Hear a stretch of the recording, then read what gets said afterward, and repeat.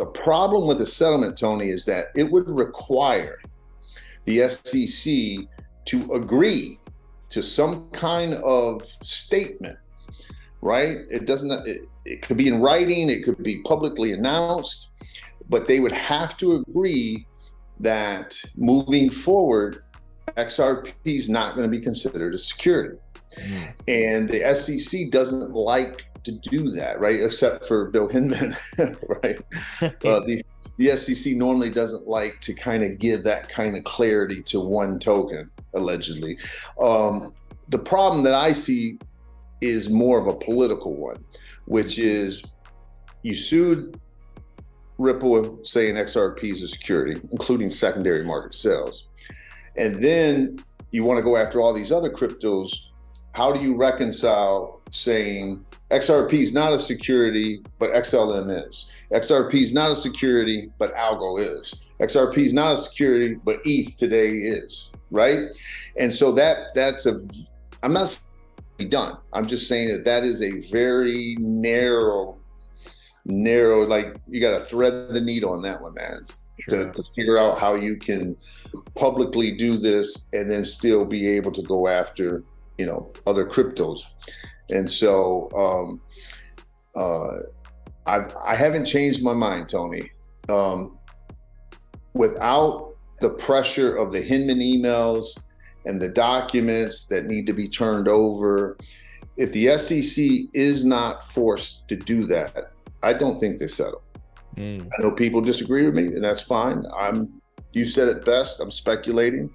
I've always made it clear that just because I'm amicus counsel, I don't have any more insight. Your guess and speculation is just as good, just as valid as mine.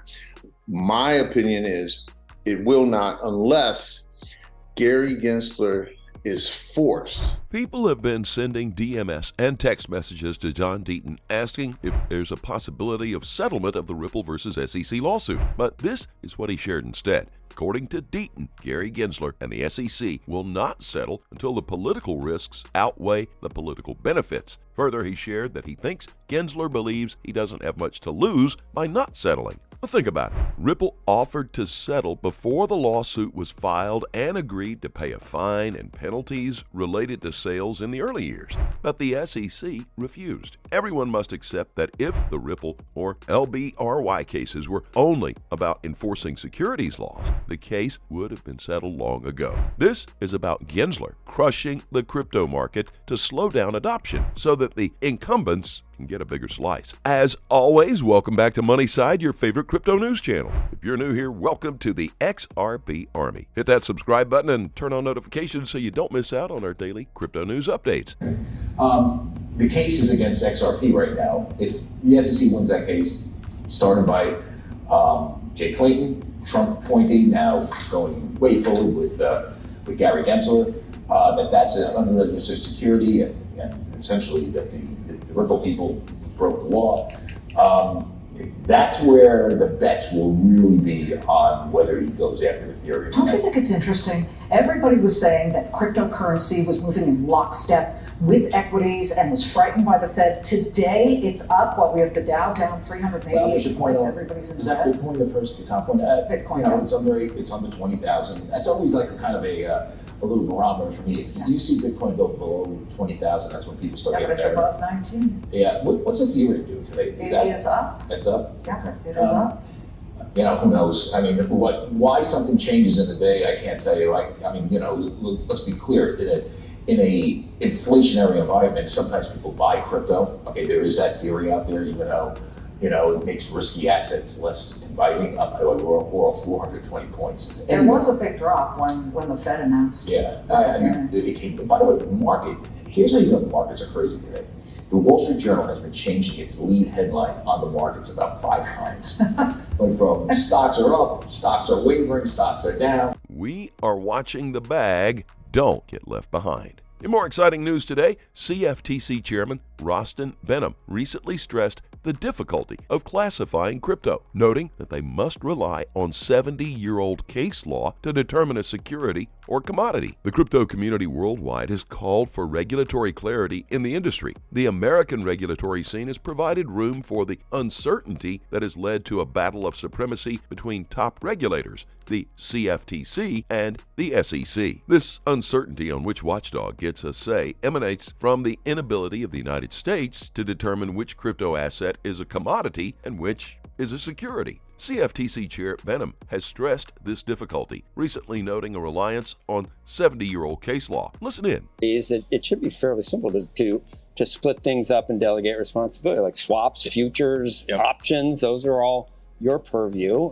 Things that are based on securities could be the SEC's. Can't you guys get along? Can't you share? We do get along. Is that going to happen? We can share. We have shared. We will share. But for us, the CFTC, the difficulty is, as you know, we're a derivatives regulator. We don't oversee cash markets. So the authority that I've been asking Congress for is cash authority, so that we can go into the Bitcoin cash market, the Ether cash market, and the other digital commodity tokens. But Gary Gensler says that those are securities. Those aren't securities? Well, we're going to have to figure that out, I think, legislatively, because this is a new asset class, and there are different components and characteristics of this asset class as opposed to traditional asset classes.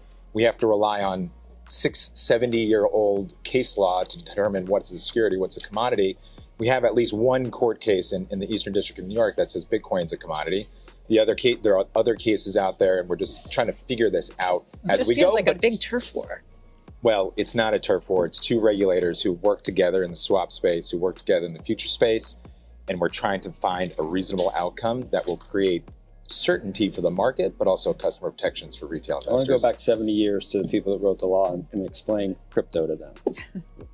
Away from that, we have yet another interesting video that I'd like to bring to your attention. And if you think about it, the current market cycle could easily end up being the most profitable spread trade of our lifetime. That's what's so exciting about this, is that Chadma Pelapataya sounds like he may be backing XRP. But on my biggest business loser for 2022 is Visa and MasterCard and traditional payment rails and the entire ecosystem around it. So I think that this is the year you can put on what probably will be the most profitable spread trade of my lifetime, which is to be short these companies, and that anybody that basically lives off of this 2 or 3% tax, and be long, well thought out Web3 crypto projects that are rebuilding payments infrastructure in a completely decentralized way.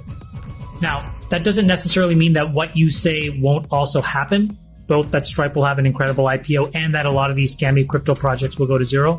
However, if you read the white papers of these crypto projects and you systematically put together a framework, I think you can be long those and you can be short Visa, MasterCard, because I think this is their peak market cap. Man, Visa's market cap is $500 billion, huh? It's incredible. It's a completely contrived duopoly that and what does doesn't need to Visa exist. mean to a young person? And MasterCard's almost $400 billion, so they're a $1 trillion combined market cap. That's incredible. You have to understand that the canary in the coal mine here is pretty significant. The most important thing is Amazon, earlier this year, Nick, maybe you can post this, decided to just shut Visa off in the UK. Oh, yeah. Now, Amazon is not going to do something like that, in my opinion, unless it's a test of what they can do all around the world. And again, going back to this idea of arming the rebels, there really is no need today for all of these small businesses to sit on top of Visa, MasterCard, and Amex rails. It's unnecessary. And so it'll probably get developed in the developing world first. This is why I think, focusing in markets like Nigeria, to me, are way more exciting than talking about these fading Western European countries. Who cares? Right. This is where this stuff will happen. It's not to say that those other companies can't, trundle along for a while.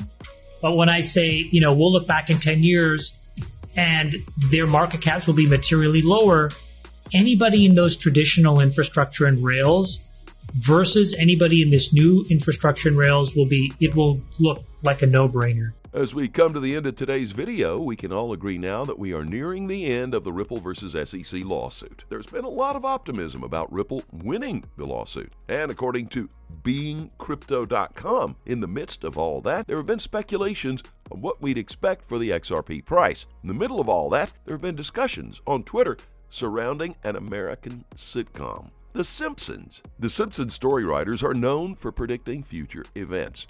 They've predicted anything from Disney buying Fox, to Donald Trump's presidency, to accusations of faulty voting machines during the presidential elections. As the Ripple Labs versus SEC case is nearing the endgame, we look at a stunning price prediction from The Simpsons writing team. In one episode, The Simpsons projected the price of XRP to be $589 in one of Bart's chalkboard predictions. And this brings us to the question, is it maybe time to believe this prediction about XRP from the psychics at The Simpsons scriptwriting table? Let us know what you think in the comments section below. As Homer would say, that's a lot of dough! As always, do your own research and always trade safely, guys. Please keep in mind we're not a licensed financial advisor. All videos on this channel are intended for entertainment purposes only. You can always let us know what you think in the comments section below. Let's have a conversation. Thank you so very much for watching. Don't forget to like this video and please click on that subscribe button below and turn on notifications so you get informed whenever we post our amazing content. We'll look forward to seeing you on the next Money Side.